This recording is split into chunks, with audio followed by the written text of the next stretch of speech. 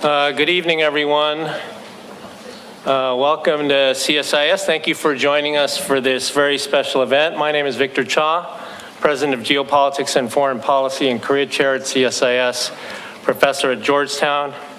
Our guest of honor today is His Excellency Lee Jae Myung, President of the Republic of Korea. President Lee will deliver an address on foreign policy and U.S.-Korea relations on the occasion of his first summit visit to the White House. Some housekeeping issues before we get started. The first is that CSIS staff will serve as your safety officers at this event, so please follow our instructions should the need arise. You would exit the same way you came in, right through those glass doors behind you. And then the second is the President will speak in Korean with simultaneous translation, followed by a brief conversation with Dr. Hamre with consecutive translation. And so you all have transmitters on your chairs. It's channel 2 for English and channel 10 for Korean. And at the end of the event, we will ask you all to please remain seated until the President has exited the room. We will inform you when we are adjourned and can exit the conference hall. So we're waiting for the President. It's a nice day today. Very nice weather. Yeah. Oh, okay, all right.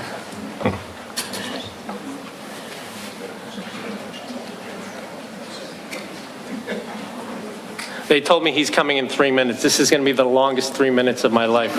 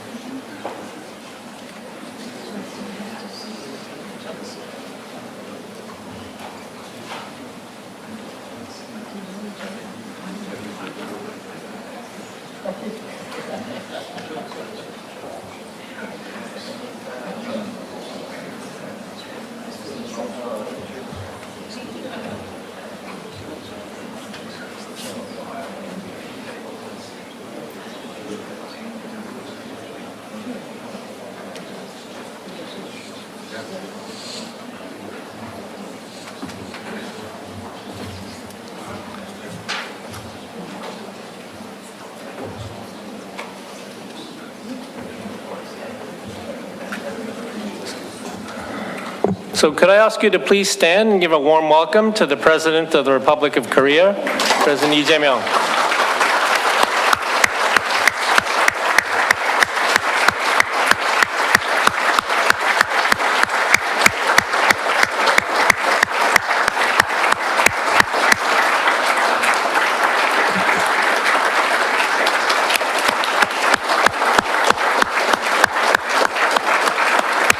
Let me now, please be seated.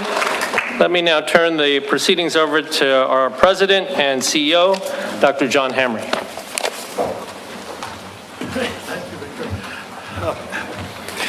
Well, let me just say a hearty welcome to all of you. And let me say how surprised I am. I mean, when we heard the President was coming the last week of August, I thought, we'll never get anybody to show up, and here we've got an absolutely a full house.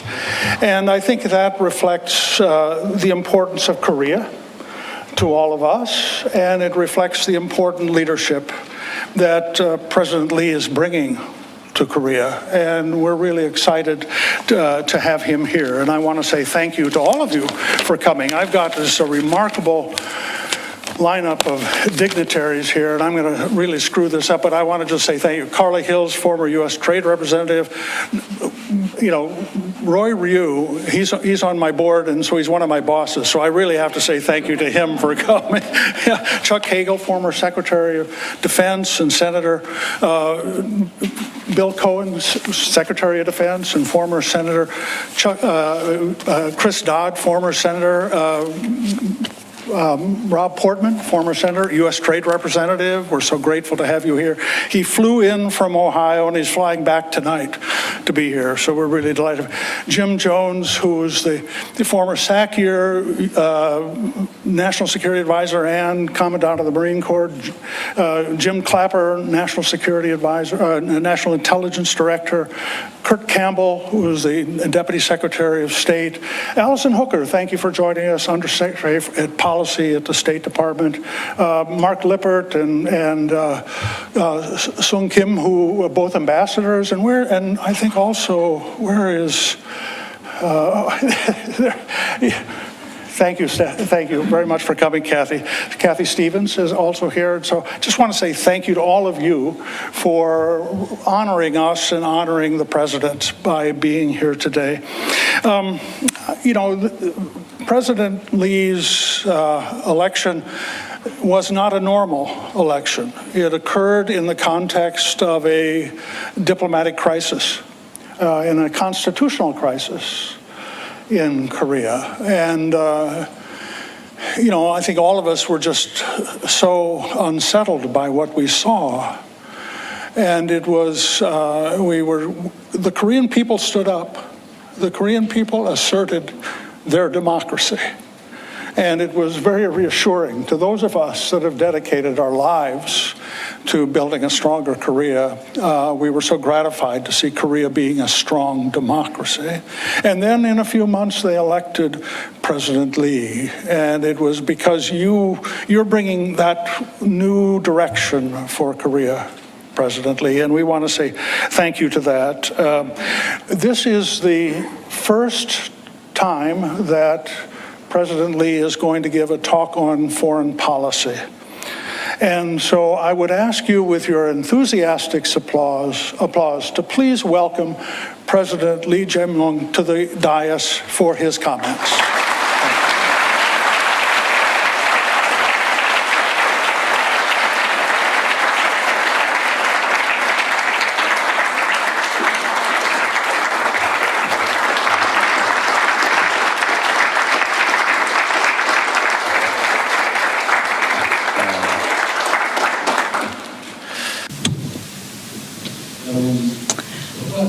I understand that it is vacation time, but nevertheless, there is a lot of people here. Thank you so much.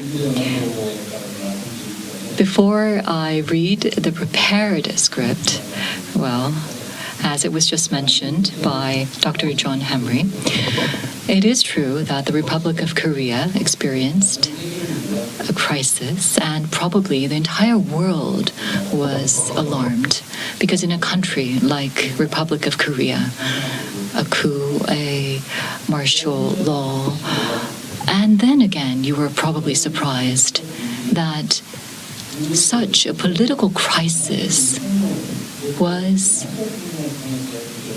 overcome through the peaceful actions of the people, and the recovery of the democracy of Korea probably surprised the world. As many people know, the Republic of Korea is the only country among those liberated from colonial rule that has achieved democracy and industrialization at the same time. We were able to achieve rapid growth within a very short period of time. And probably the Korean people can be felt like the heroes and heroines of a storybook. But aside from the traditional religion of Korea, we have Christianism and Buddhism and many different religions, but we do not have religious conflicts. We have harmony among diversity, and we have been able to showcase a new type of culture to the world. Korea has established itself as a cultural powerhouse, but I do believe that it will also be soon known. It is my expectation and hope that it will be known as a model case of democracy. Well, in the textbooks, we have learned about democracy and that how it has stemmed from Athens of Greece. But if you look in the reality, well, in in 2024 winter. Perhaps that might be recalled as the origin of democracy. You might know that there is an animation, K-pop Demon Hunters. And if you watch that, you might have caught a glimpse of what a country the Republic of Korea is. But if you look at the culture of Korea, well, I think that democracy, is the ultimate form of culture and arts. Because the entire world, well, at a time when there is confrontation and conflict and far right and many difficulties and challenges, but nevertheless, the Republic of Korea was able to overcome a chaotic situation, self-coup.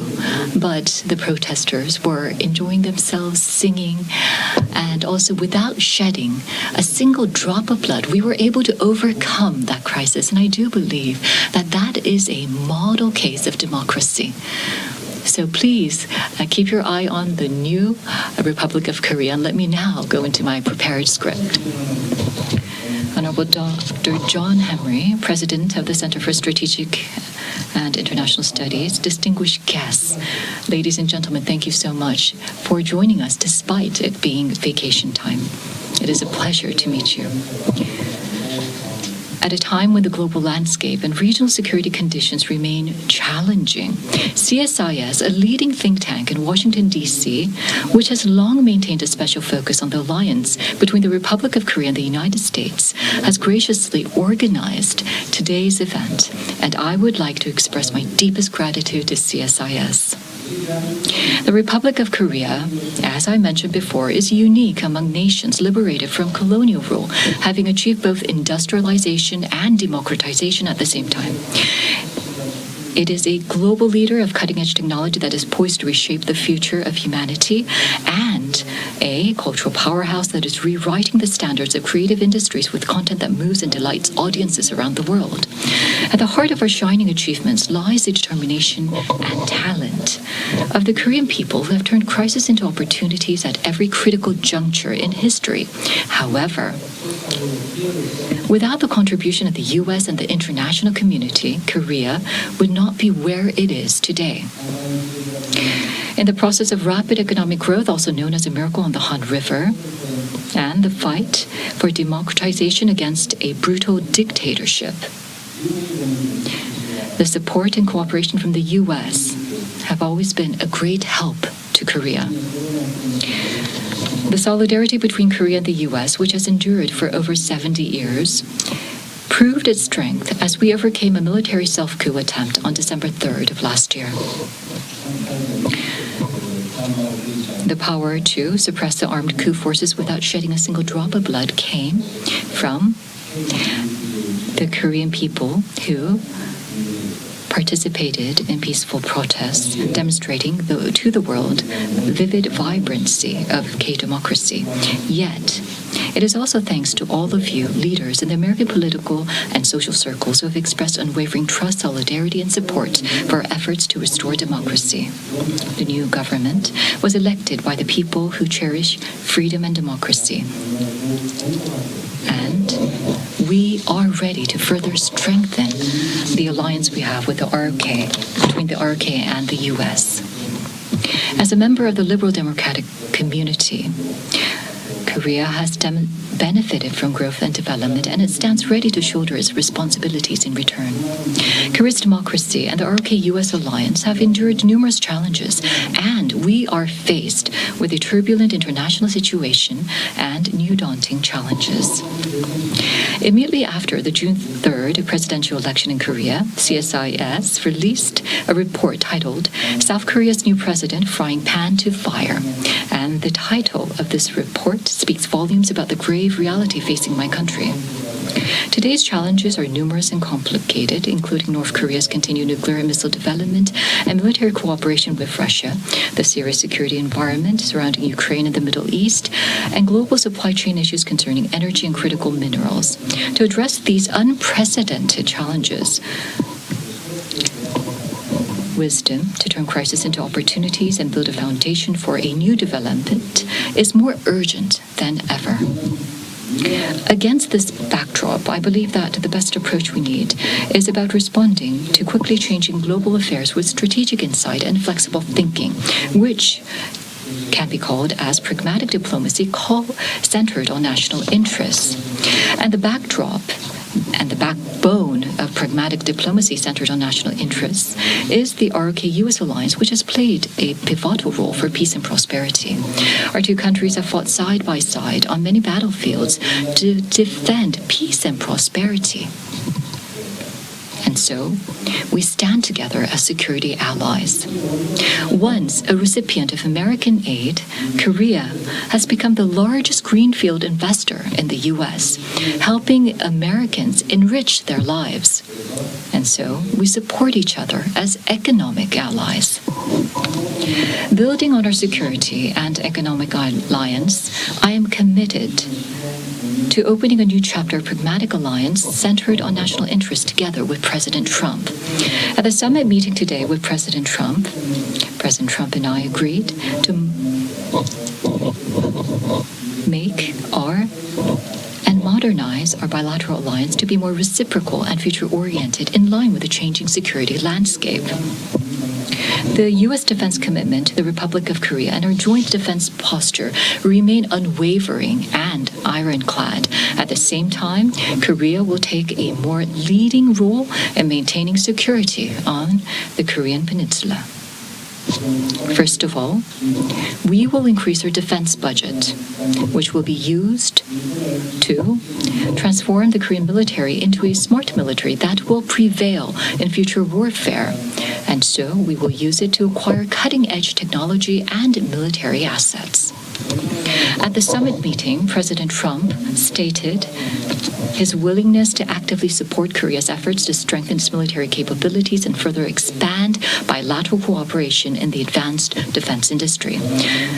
Our two countries' capabilities and posture will be further expanded and strengthened to thoroughly respond to a constantly changing security landscape and rising threats. While the Iraq-US alliance has made remarkable progress, there remains on the Korean Peninsula an unresolved legacy of the past century, which is the North Korean nuclear issue. Maintaining the goal of a denuclearized Korean Peninsula is extremely important to bring permanent peace to the Korean Peninsula and the world. President Trump and I have agreed to work closely together to establish peace and achieve denuclearization on the Korean Peninsula.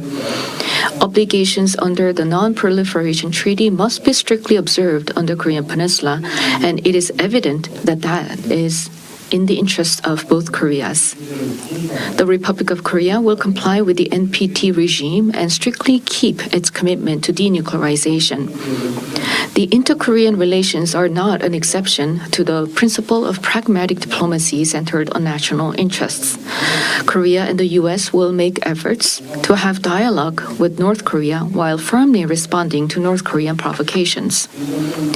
The Korean government has taken a series of measures to reduce inter-Korean tensions in order to prevent accidental confrontations, while North Korea has stopped propaganda loudspeaker broadcasts which harass residents in the border areas. Those residents who were not able to sleep at night, even with the help of sleeping pills, have expressed gratitude to my administration, saying that they can at last enjoy a good night's sleep. I am confident that inter-Korean relations based on reconciliation and cooperation will benefit the Korean Peninsula as well as the U.S. When a path for denuclearization, peace, and coexistence is finally open on the Korean Peninsula, the ROK-US alliance will be upgraded in a global context. The approximately 200,000 Americans and 28,500 U.S. troops in Korea will be safer, and people in our two countries will lead more prosperous lives. Distinguished guests, ladies and gentlemen, in an era where national security significantly impacts the quality of people's lives and the future of a nation, security and economics cannot be thought about separately. Today, President Trump and I agreed to cooperate closely to ensure that our alliance will make our people's lives more prosperous.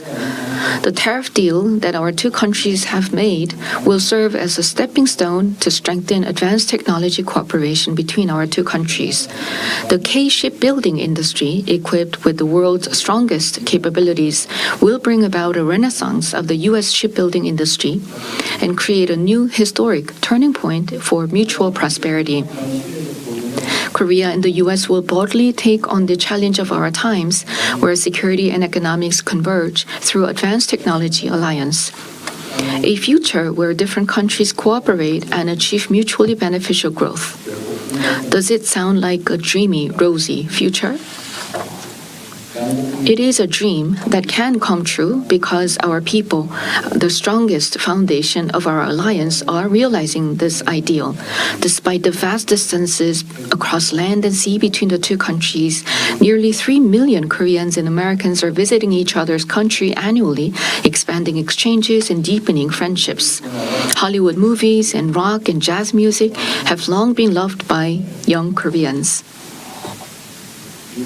Now, young people in Korea and the U.S. feel a strong connection as they listen to the soundtracks of K-pop Demon Hunters, which is streamed globally on Netflix. Just as hamburgers and pizza are no longer solely American, kimbap and ramen are no longer exclusive to Korea. A video featuring a Korean-American girl in a New York City elementary school making kimbap for lunch went viral on social media. A popular Korean hamburger franchise opened its first store in the U.S., home to the hamburger, drawing large crowds. Indeed, we are witnessing a new chapter in the history of the ROK-US alliance, where our people share a heart of trust and make each other's lives more prosperous. And another partner who cannot be left out in this new chapter is Japan. Before I came to the US, I visited Japan first, a next-door neighbor sharing the same yard. I recall that President Trump has emphasized the importance of trilateral cooperation among Korea, the U.S., and Japan since his first term in office. Together with President Trump, I will further strengthen trilateral cooperation based on the ironclad ROK-US alliance.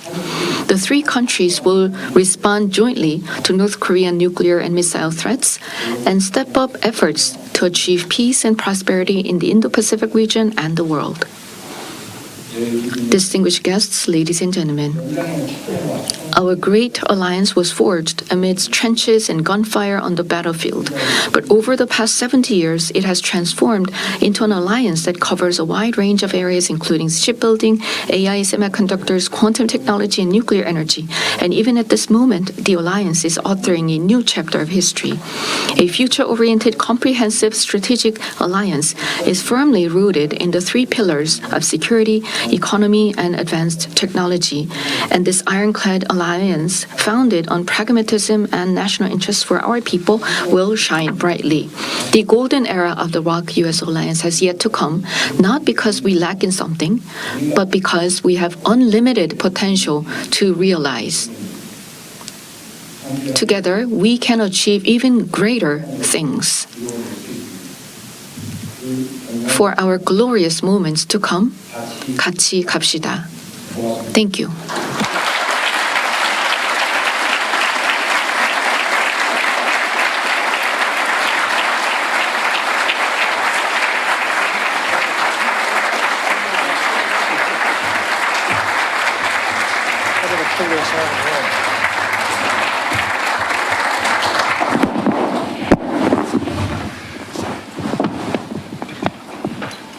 Thank you, Mr. President. What a wonderful presentation.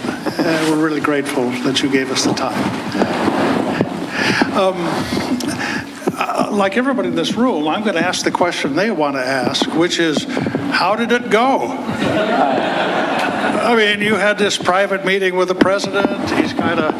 He's a different kind of a president. How did it go?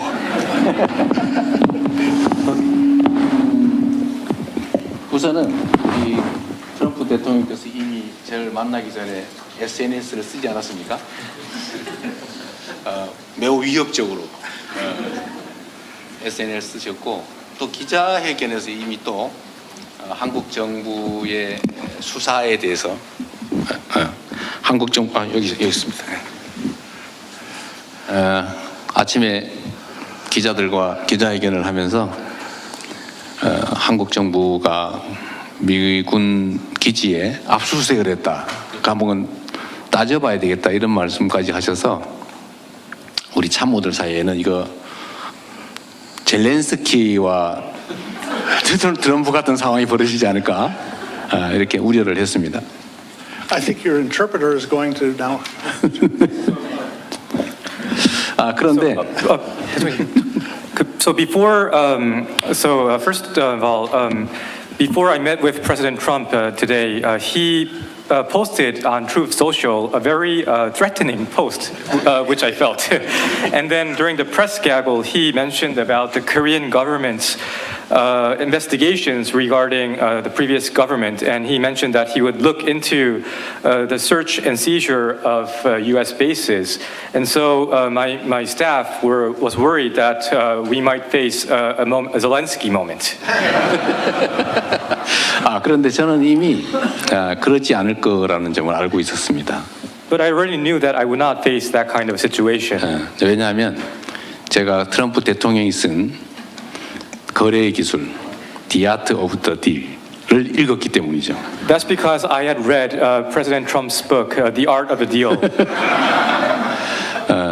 이분이 협상의 하나의 기술로 상대가 감내하기 어려운 조건을 던지긴 하지만 최종적으로 불합리한 결론에 이르게 하지는 않는다라는 게 본인이 이미 써놓은 내용에 있고 이미 그 이전 여러 협상에서 그런 모습을 보여줬기 때문에 한국과 미국 간의 이 한미동맹은 매우 중요해서 거기에 큰 상처를 내는 그런 일은 벌어지지 않을 거라고 제가 확신했습니다. So, President Trump said, as a technique in negotiating, that he presents conditions that are hard to accept for the opponent, but at the final stage, he does not come to an unreasonable conclusion. So, and this was the pattern that I observed in his previous negotiations with other countries. And because of the importance of the Korea-U.S. alliance, I was confident that he would not inflict a wound to our alliance. 그리고 실제로 이제 우리 회의나 또는 이제 식사 시간의 얘기는 매우 진지하게 협력적으로 이루어졌고.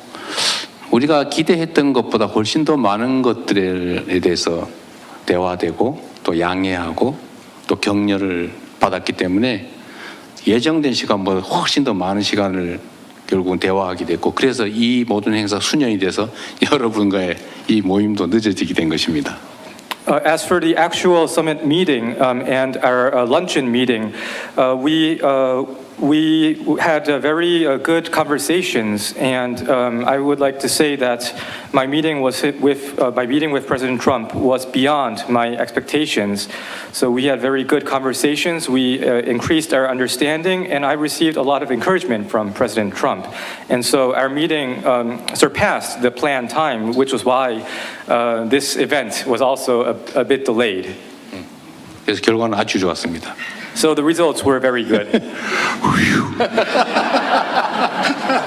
모든 사람들이 저한테 그런 조언을 했습니다. 인내해라. So everybody gave me the advice to have patience. Yeah, we're very happy. We're very happy it was a good meeting. Mr. President, I want to ask you maybe a more hard question. Korea's always had a very strong alliance with the United States, but you've also had very strong economic ties with China. And there are some people that say, well, you're going to lean to China on economics, you're going to lean to the United States on security. And then there are some critics, honestly, who say you're too pro-China. Could you respond to that? 대통령님, 그 질문을 제가 한 가지 드리겠습니다. 한국은 항상 강력한 한미 동맹을 견지해 왔었고, 그렇지만 또 경제적인 측면에서는 중국과 긴밀한 관계를 맺어왔습니다. 그렇기 때문에 혹자는 한국이 미국에는 안보를 의존한 채 경제적인 실익은 또 중국을 비롯한 다른 곳에서 취한다는 그런 의문을 제기하기도 했습니다. 그래서 이러한 주장들에 대해서 대통령님께서 어떠한 입장을 가지시는지 좀 문의드리고 싶습니다. 일단은 이제 미국이 중국에 대해서 일종의 강력한 견제 정책, 심하게 얘기하면 이제 봉쇄 정책을 본격적으로 시작하기 전까지는 한국이 이제 안보는 미국, 경제는 중국 이런 입장을 가져왔던 건 사실입니다. So before the U.S. had a very firm position against countering China or containing China, it is, I guess it could be said that Korea relied on its security on the U.S. and its economic cooperation with China. 그런데 최근에 이제 몇 년 사이에 이 자유 진영과 또 중국을 중심으로 한 진영 간의 공급망 재편이 본격적으로 벌어지고 또 미국의 정책이 명확하게 이제 중국을 견제하는 방향으로 가면서 한국도 과거와 같은 태도를 취할 수는 없는 상태가 됐습니다. However, within in the recent few years, and as the confrontation between the liberal democratic community and the community led by China, the competition has become fierce and the supply chains are being readjusted accordingly. It's no longer possible to maintain that kind of logic. 그런데 이제 미국도 중국과 기본적으로 경쟁하고 심하게는 대결하면서도 또 한편으로는 협력할 분야에서는 협력하고 있는 게 사실입니다. However, if we look at the facts, while the U.S. is competing with China in some areas, there are other areas in which the U.S. is cooperating with China. 그래서 한국은 미국의 중국에 대한 수출 규제나 아니면 중국에 대한 거래 공급망에서 우리가 중국과 특별한 관계를 맺거나 하는 데서는 많이 벗어나 있고 지금은 우리가 지리적으로 매우 가깝기 때문에 거기서 생겨나는 불가피한 관계를 잘 관리하는 수준 그런 수준으로 우리가 유지하고 있는 것이지 이제는 이제 미국의 이런 기본적인 정책에서 어긋나게 행동하거나 판단할 수 없는 상태입니다. So Korea is currently kind of a distance from America's export controls and supply chain controls regarding China. But because we are geographically very closely located to China, we are maintaining our relationship with China.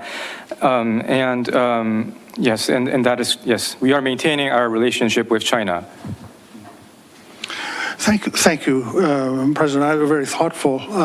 Let me ask, you mentioned in your speech that you've taken steps to take provocative things away from North Korea. You've stopped with the loudspeakers, for example. You said people can sleep at night.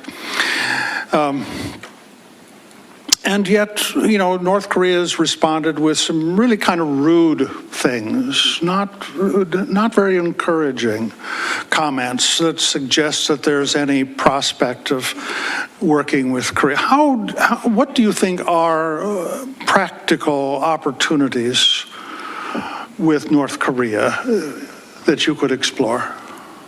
대통령님께서 최근에 그 북한에 대해서 도발적인 행동을 자제하는 그런 조치들을 취해 오신 것으로 알고 있습니다. 예를 들어서 접경 지역에서의 확성기를 제거를 하셨고 그거에 대해서 주민들이 드디어 그 편안한 잠을 잘 수 있다는 얘기도 한 걸로 알고 있습니다. 그럼에도 불구하고 북한의 반응이 좀 거칠었고 호의적이지만은 않았습니다. 그래서 이러한 상황을 타개하기 위해서 대통령께서 어떠한 방도가 있으신지를 문의드리고 싶습니다. 한반도는 여러분 모두 아시는 것처럼 전 세계에서 유일하게 분단된 국가입니다.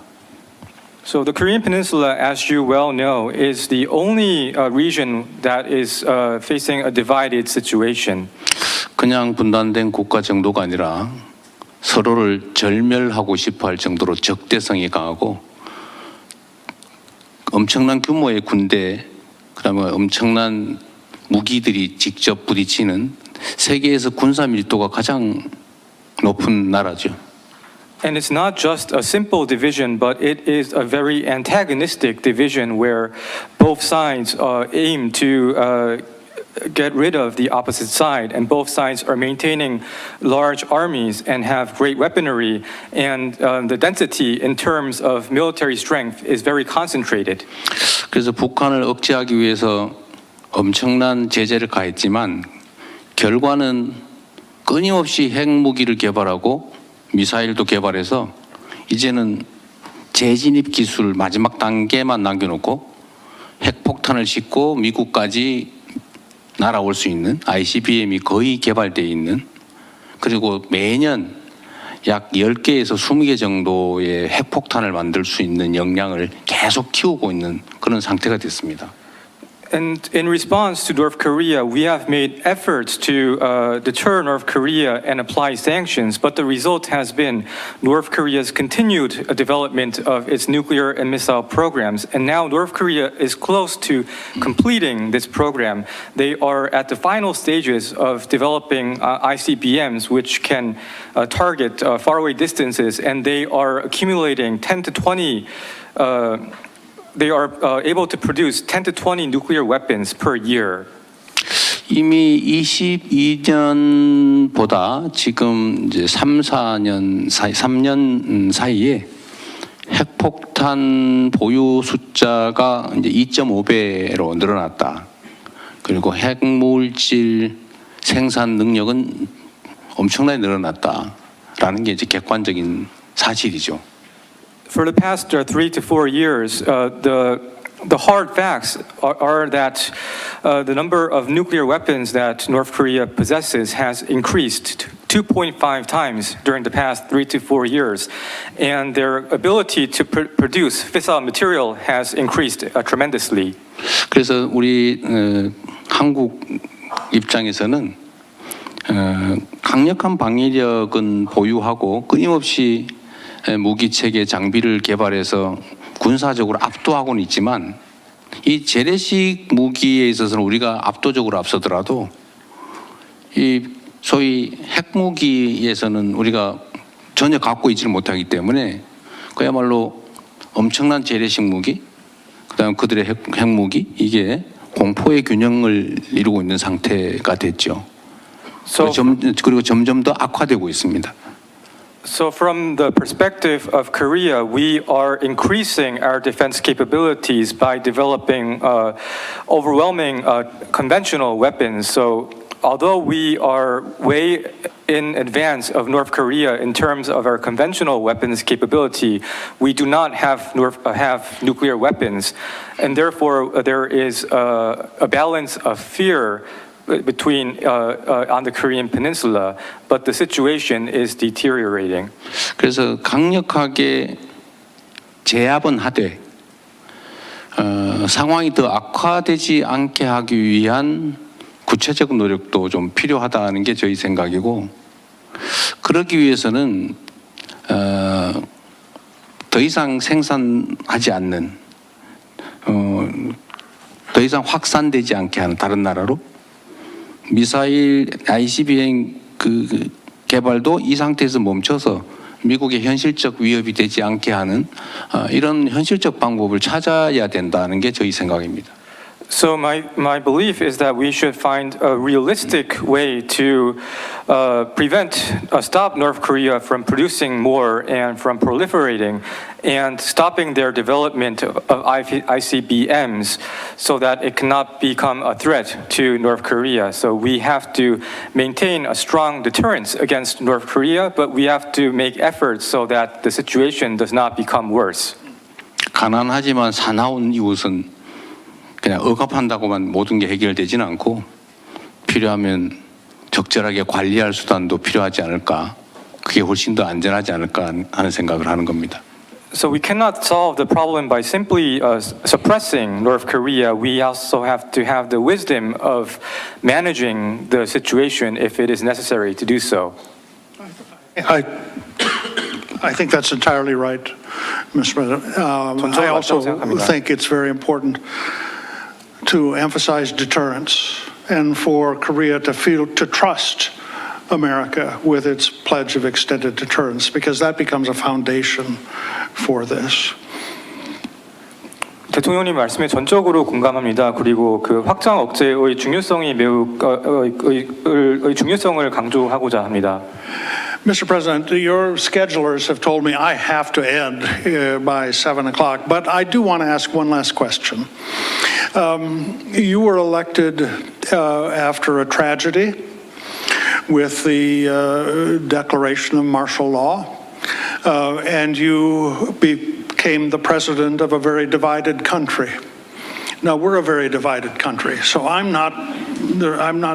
we don't hold out a model. But what can you do to become the president of all Koreans? 대통령님, 제가 그 7시까지 꼭 끝내야 된다는 얘기를 들었지만 이 소중한 기회여서 대통령님께 마지막으로 한 가지 질문만 더 드리겠습니다. 대통령님께서는 계엄이라는 비극을 딛고서 당선이 되셨습니다. 그렇기 때문에 그 한국은 지금 매우 분열된 상태이고 분열된 국가의 지도자이십니다. 그렇지만 미국도 마찬가지로 매우 분열된 상황입니다. 그래서 대통령님께 제가 드리고 싶은 질문은 그 모든 한국인의 대통령이 되기 위해서 어떠한 노력을 하실지 여쭙고 싶습니다. 제가 여러분들한테 하나 이제 보여드리고 싶은 게 있습니다. There's something that I want to show to you. 수만 명 또는 수십만 명, 심하게는 100만 명, 이 엄청난 숫자의 시민들이 모여서 정치적 주장을 하고 저항을 하는데 불 지르는 사람도 없고 무언가 부서지지도 않고 누군가 폭행당하지도 않는 그런 유형의 이 정치적 행위가 벌어지는 곳이 바로 대한민국입니다. So the Republic of Korea is a place where tens or hundreds or millions of people, citizens gather and they put forth their political arguments and they resist. But all of this takes place peacefully, without violence, without people lighting fires and without people vandalizing goods. And so this is the political situation, the strength of Korea. 그리고 아까도 말씀드렸지만 현실 정치 권력을 피 한 방울 흘리지 않고 사람들의 아름다운 율동, 노래 이런 걸로 끌어내리는, 그것도 8년 만에 2번씩이나 그런 나라는 전 세계에 사례가 없습니다. And the Korean people, they resisted a living power without shedding blood, and they were able to remove a leader through singing songs and dancing dances, and this happened twice over the last 8 years. And there is no other country that did this besides Korea. 그래서 한국 국민들의 이런 정치적 또 문화적 저력은 정말로 높은 거죠. So the political and cultural strength of the Korean people, I believe, is incredible. 그래서 저나 또 정치 세력이 할 일은 조금 더 양보하고 선을 긋거나 벽을 치지 않고 다 만나고 대화하고 그리고 그들의 입장을 서로 이해하고 또 협력할 건 협력하고 이걸 끊임없이 최대한 최선을 다해서 하는 것이 유일한 길인데 저는 그런 노력들을 충분히 한다면 얼마든지 이 문제는 해결할 수 있다. 최소한 대한민국에서는 그렇게 생각합니다. So I believe that the things that politicians, including myself, what we should do is to make more compromises, and instead of setting barriers, we should meet frequently and have conversations and increase our mutual understanding and cooperate in areas that we can cooperate. And if we make such ceaseless efforts, I think this is the only way to achieve the question that Dr. Hamry that you answered, and I believe that if we make sufficient efforts, then it is possible. But it is possible because it is Korea. I think that's good advice for America, too, I should say. We're at the hour. Could I ask you all, with your very enthusiastic applause, say thank you to President.